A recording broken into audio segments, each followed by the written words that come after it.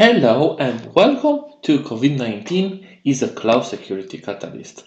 Thank you for joining this session, and in the next 40-45 minutes we'll talk about security, about cloud security, and how the last 1 year, and a half impacted the way how cloud and how security is taken into consideration by the organizations that are moving to cloud. Before starting to talk about security and what is the current status, I think that we should talk first of all about where we are now and why security and cloud security is so important. The rules of the game change in the last 18 months, and the way how the organization needs to scale it is in a very different way. Just think about retails that had a small presence on online, and over the night they realize that from a small shop or from a small online revenue, they need to handle almost all their orders through their online platform. And we don't talk about logistics and warehouse. Let's just talk about infrastructure, about IT, about their IT solutions, and things were not easy. And cloud was a good option and is a good option, but we need to be aware of the things that we need to configure, we need to set up to ensure that the cloud environment is safe. And in a case of a breach, of data breach or any kind of breach, we can track, we can know exactly what that person done, what kind of data he accessed, for how long, and maybe we can even track after he took the content where he opened that content or if he resold it, if he reseller it. Now, figures, especially for the last 18 months, because this is what we want to target. Take into account that the global adoption of digitalization has increased with around 55% in the last 7 years. So might not look so much, but from the way how you do business, from the way how you sell your product and your services, it's very important that more and more companies decided to go online. And until let's say February or March 2020, the strategy was okay, a slow adoption. But with the pandemic and with the lockdown and with the more or less interactions, guess what? 48% of the organization had to accelerate their cloud migration. So some of the companies were thinking about cloud, were thinking about to adopt cloud, but they had in planning 2 or 3 years. Last year in March, a lot of them decided to do the migration in the current financial year or in the current calendaristic year. So they had problems. Not only the finding the best vendor, the best CSP where they should run their systems, but also they had to look for the right people with the right skills. In a very short period of time, some of them had to build their capabilities.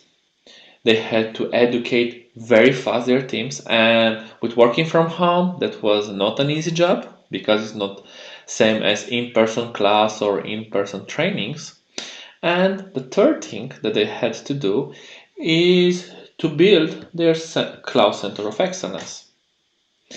And if you think that the cloud center of excellence in an organization should contain all the best practices, all the recommendations, all the blueprints that can be used by the organization to enhance, to adopt cloud, that was not an easy task to build in a few months. And of course, they might forgotten some things, they might rush. And these are some concerns that we need now to be aware, because now is the perfect moment in time when a part of the organization are already running inside cloud and they have enough time or they have budget to do the consolidation, especially from the security point of view. review, and identify where they might do some improvements and how. And not only that, but also from the operation and management point of view, it's very important to ensure that you have the right services and the right systems that are able to track, are able to provide you insights related to what is the user behavior, what are the actions that the user is doing on the cloud services, and to track as much as possible all the steps that each user is doing. Now, think about the 60% adjusted cloud cybersecurity posture as a result of distributed workforce. What does this mean? That a large organization in the last 18 months decided to invest more in their cloud cybersecurity. And especially because a lot of their people were starting to work remotely from their home, and at the same time they started to use cloud native services. And the priorities change from 2020 to 2021. Cloud security became very important, and the organization started to look more as a platform as a service and a software as a service features and services that CSP are offering versus the standard software as a service. This means that the adoption took the next step, and that's great. Now, what was the impact of COVID-19 from the security point of view? How it changed the rules of the game? Take into account that only in EU the number of cyber attacks increased with 250%. That's huge in only 12 months. And it's crazy because it means that a lot of organizations were attacked using online tool, online system, and so on. And people were still working from home. It means that they already had problems because not all of them accepted working from home or were ready to adopt working from home for all their employees. And also last year, the breaches of large breaches increased with 273. It means that in 2019, if we usually had only one large breach on large systems, now we had around, let's say, 3.5, even 4 in some cases. And this will be because it means that it's more effort to the security team, to the IT team to ensure that they are patching, they are fixing, they are protecting their solution in the right way. Now, working from home, what gives us the opportunity? To browse. Not only to work from home, not only to stay closely to our friends and family, but also when you have some free time, you don't go anymore at a coffee with your colleague from other floor in the front of the company. Maybe you just look on the internet, reading news, finding out different things. And it means that you are more open for phishing scams.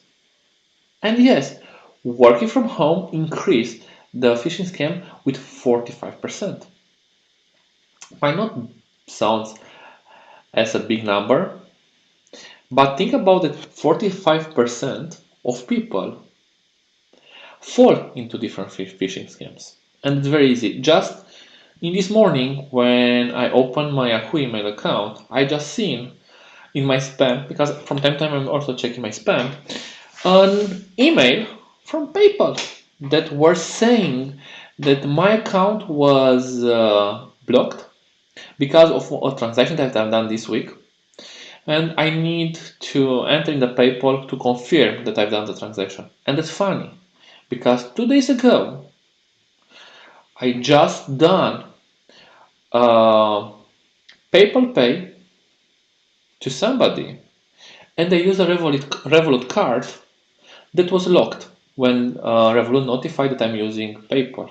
I unlocked, I've done the payment, but it was very interesting the connection between When I've done the payment with the PayPal, because I think that I didn't use PayPal for the last 2 years, blocking the Revolut card, and also in my mind I said, okay, it might block me in the future when I will do PayPal attacks. And guess what? I had in my inbox that mail that was saying that my PayPal account was locked.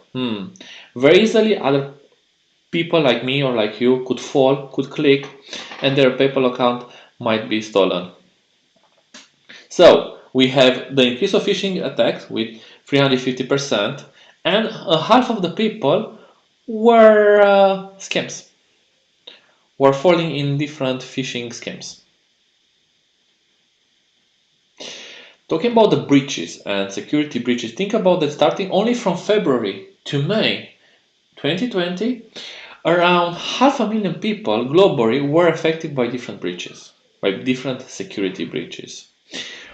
And I'm not referring to general breaches, I'm referring to the ones when you are in a video conference, any kind of video conference, and your own data were stolen. Your name, your email address, maybe your phone, and so on, and sold on dark web. How they've done that? That's another story.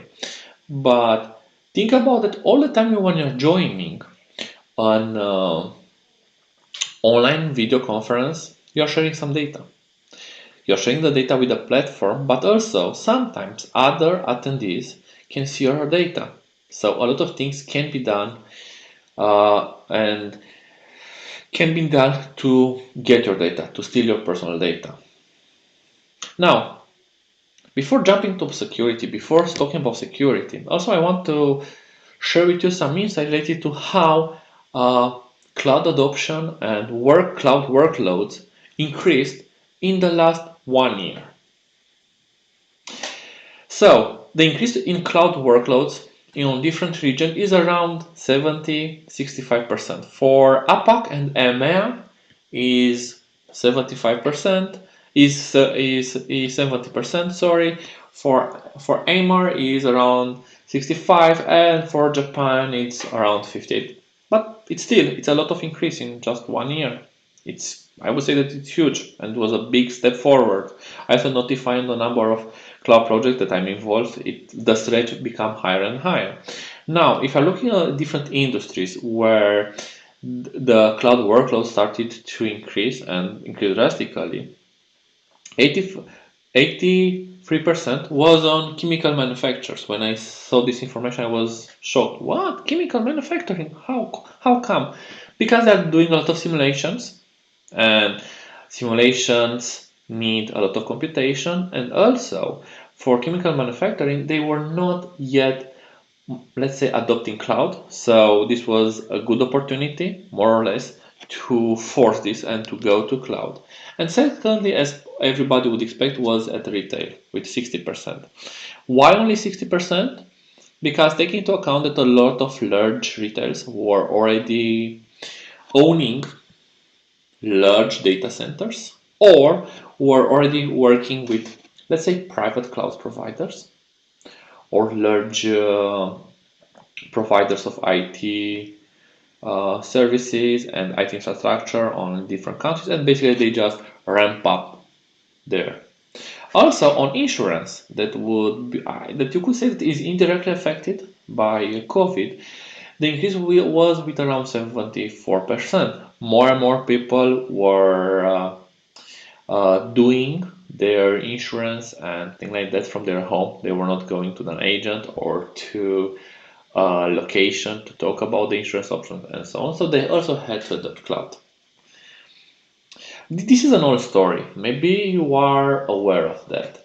And it will happen before the pandemic in August 28, when one of the big players on the market, Vim, had configured one of their AWS systems to do automatically backups. That was perfect. The backups were done on an AWS S3 storage. Still, that was perfect. Nothing outrage from there. The problem was that the backup was done on an AWS free storage that was public available, meaning that anybody from the internet could access it. In just a few hours, because the time frame where that storage was public available on the internet was a very short period of time, but still there were some downloads, full download operation of the data backups. Now the backups were encrypted. That's fine and protected with a username and password.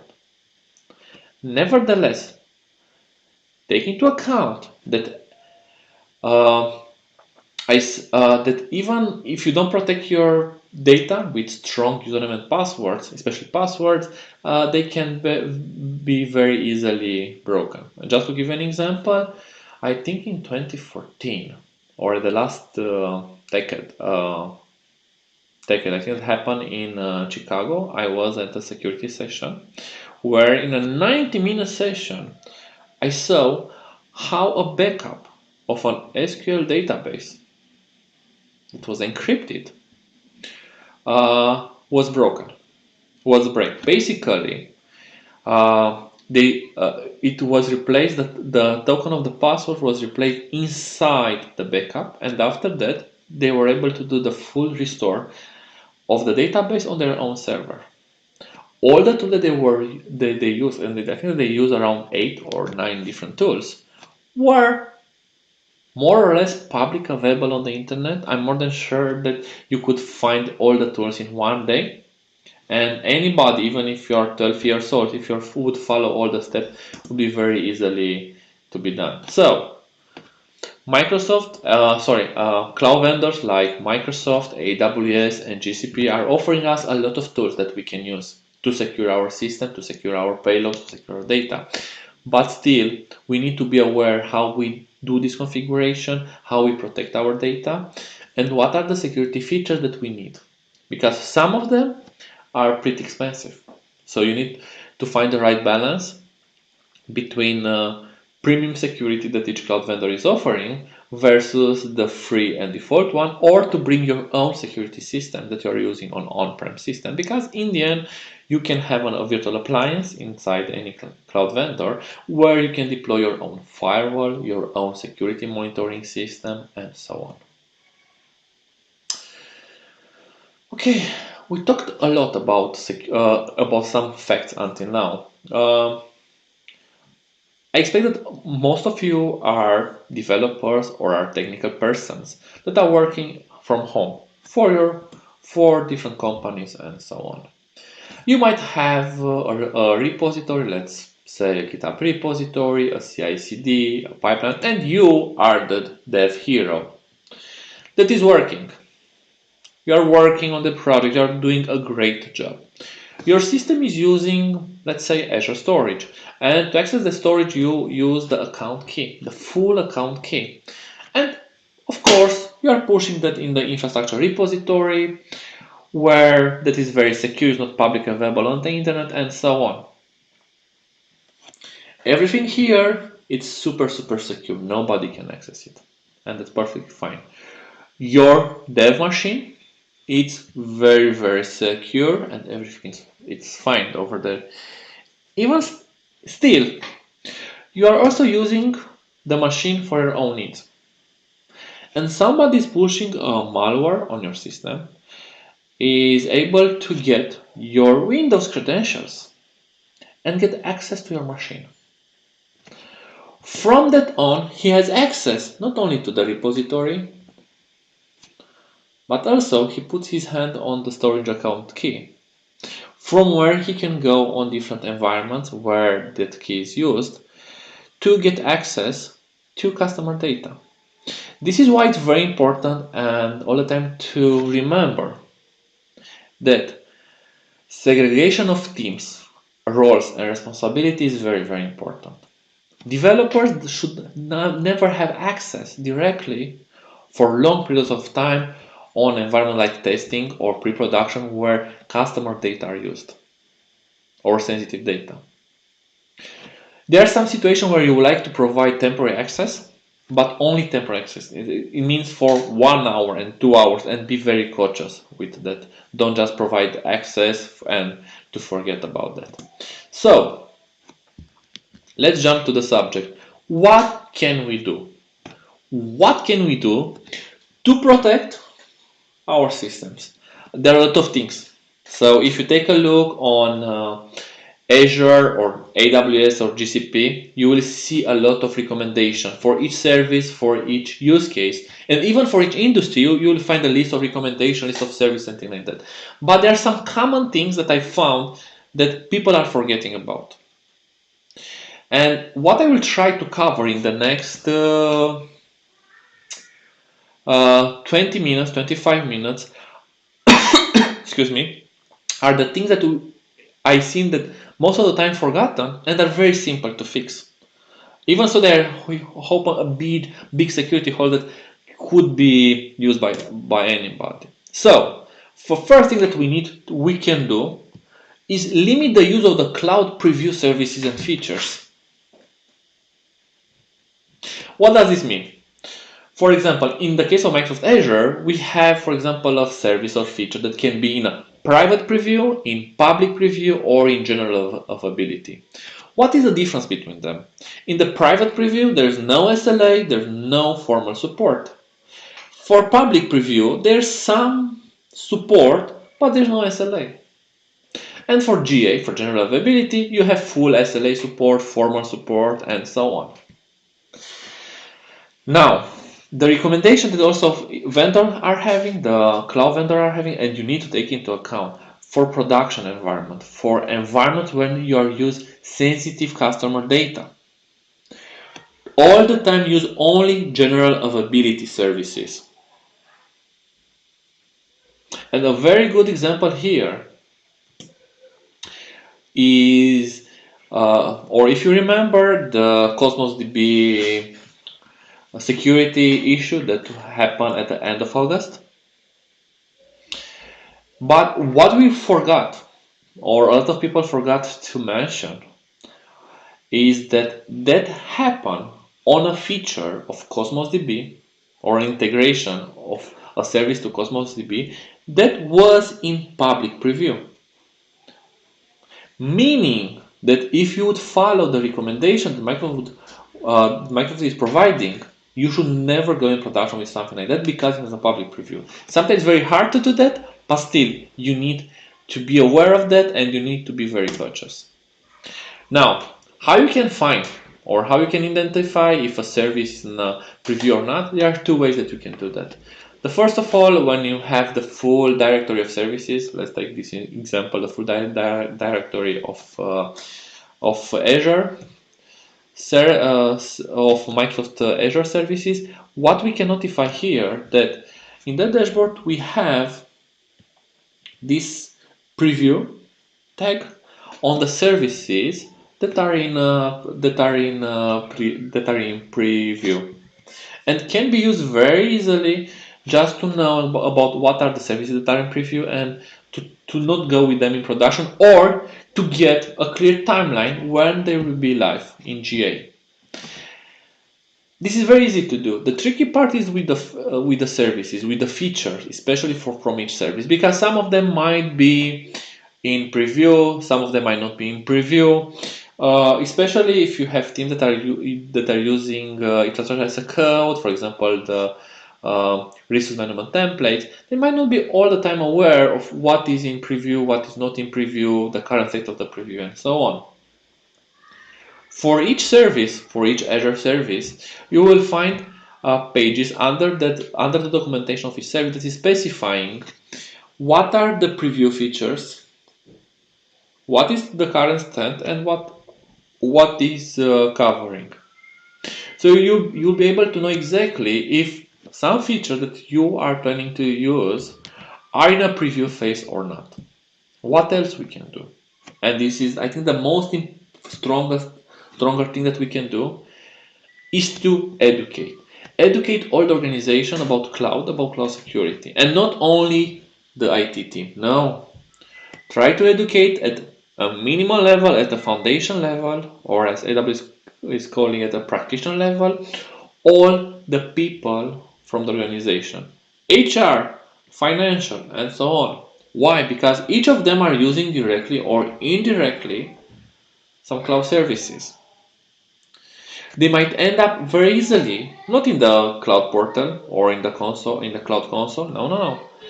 But they might end up in some specific location where this information is very important to avoid a security issue.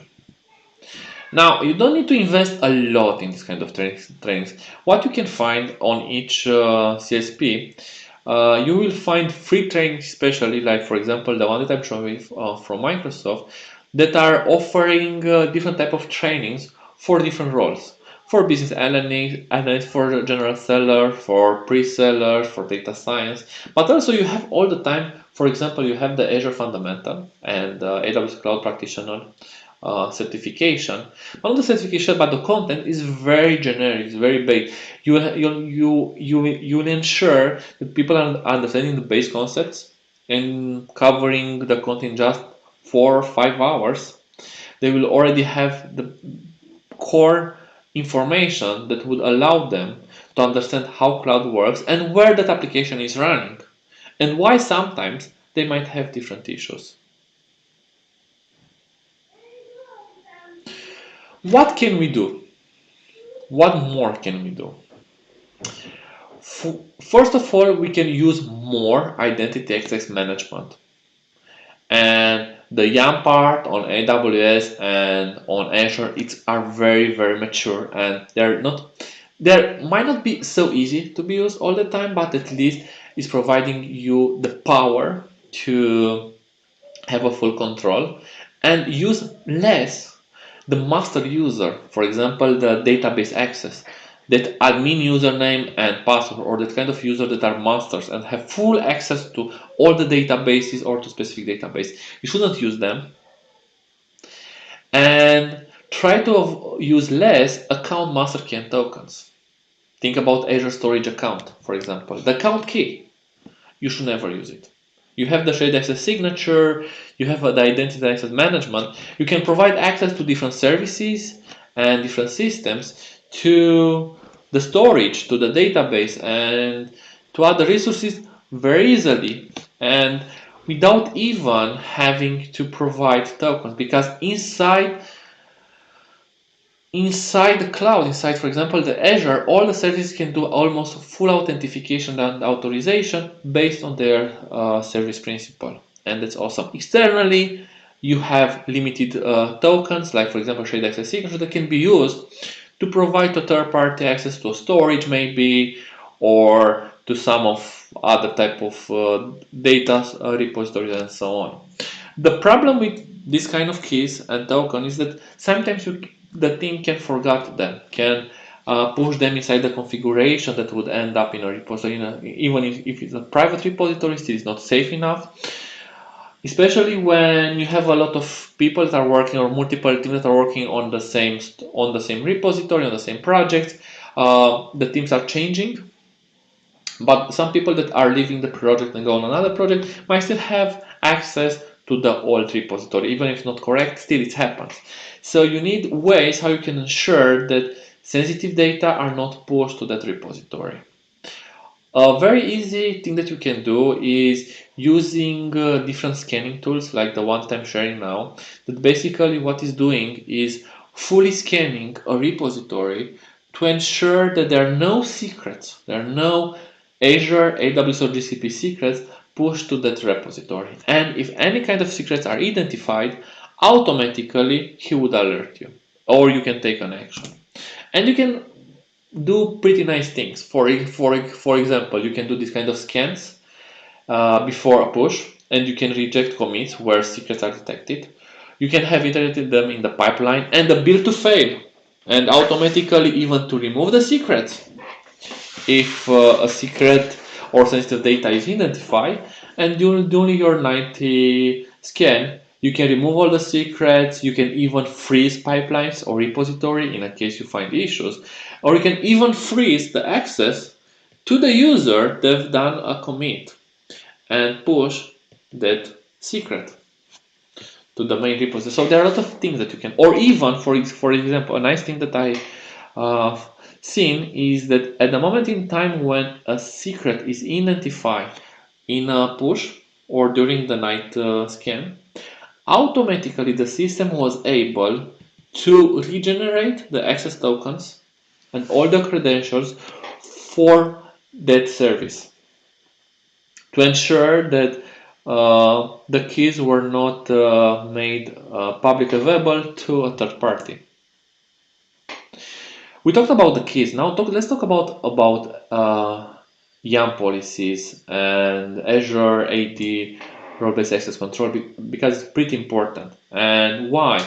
Because using Azure Shared Access Signature or AWS Signature together with them, we can have the power to limit the access to anonymous users to our storage, to our system. And this combined with firewall rules. And please remember about the firewall rules, because almost all storage type services and also workload services have now the ability to specify very simple firewall rules, at least to specify a whitelist. What are the IPs that are allowed to access? And it's just a small step how you can create a system that is more robust, more secure.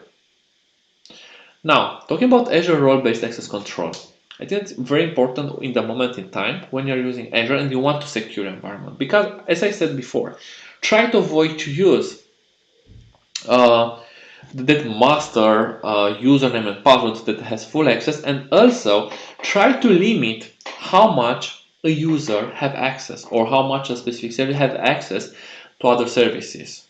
If me, Radu, should have access only to storage and only to a specific Lambda or Azure functions, then I should only have access to that one. How I can do that? Well, when we're talking about Azure role-based access control, we have three elements that we need to be aware of. The first one is security principle. A security principle basically is the entity that gets access. Can be a person, can be a group, can be a service principal. And what I like here to mention when we're talking about the service principal, we are talking about a service. Azure function, an app service, a VM, you call it. Imagine identity is an identity that can be managed inside it. You have a role. You are specifying the role. What kind of operation can be done? Read, write, delete, update, and so on. And what is the scope? Can be a subscription level, can be a resource group level, can be at resource level, only the storage or only the VM. And what you're doing, basically you're doing a role assignment. You are assigned a security principal, let's say a user that is part of a specific group, like development group. You say what is his role, it is contributor, and to what? To a specific resource. And by managing this in that way, on long term, you have better visibility about how you can access, how you can manage, and if you need to retire an access or to review who has access to what, it's more simple to analyze how a role was assigned to a group versus to take a look on each user how and what kind of actions he was able to do. So remember, all the time do duty segregation within your team, not at the team level, inside the team, per different roles that people might have at the level of your team. Specific all the time the permission, and don't provide more than they should have. And try to avoid to build that legacy permission that they had in the past. For example, I was on project A, so should I still have access to project A and things like that? And avoid to provide access to specific resources to specific people. Try to create blocks and try to group permission and resources in such a way to be logical grouped per different if we can call them line of business. What else we can do? We can secure our public endpoints and to protect them through the firewall. And sometimes firewall is not enough. More than we can do is that, for example, Azure Application Gateway has the ability to activate the WAF, Web App Firewall. The WAF is providing us a very fine and granular control on who can access. But not only that, but we have out-of-the-shelf protection for OAuth attacks at the firewall level, at the application gateway level. Means that any kind of attack will be stopped here, will be audited, will be logged, and our workloads can focus on their business. The load on CPUs when this kind of attacks will be the same because everything is stopped at the application gateway level. And we know that this is updated and is following all the recommendations and best practices that are on the market. How we can track? How can I track it? Well, first of all, what else we can do? We need to ensure that default security features of cloud services are active all the time, and sometimes even if they might be annoying, we shouldn't disable them. What we should do, we should more look on the best practices, look on the recommendation, and try to follow them, even if sometimes means that the investment, that the cost is higher, because implementing all the recommendation, all the best practices cost us money. And one of the most common causes from what I've seen that different security recommendations are not implemented is because of the cost in time and money, but especially from the time point of view. Okay, how we can track, how we can monitor. The first thing that we should do is to use Azure Security Center, even if you are using the free tier. Why? Because it's offering us a security score to know exactly what is our score and where we could do the improvements. Compliance information, especially from the infrastructure as a service point of view. We have the Azure Defender, that is the premium features, that is very useful, especially when we integrate with the on-prem system, and also inventory. But the most important thing is that it's providing us the recommendations and identify where we could have different security issues. For example, even if you don't have too much time, I just want to show to you exactly what Security Center can do for us.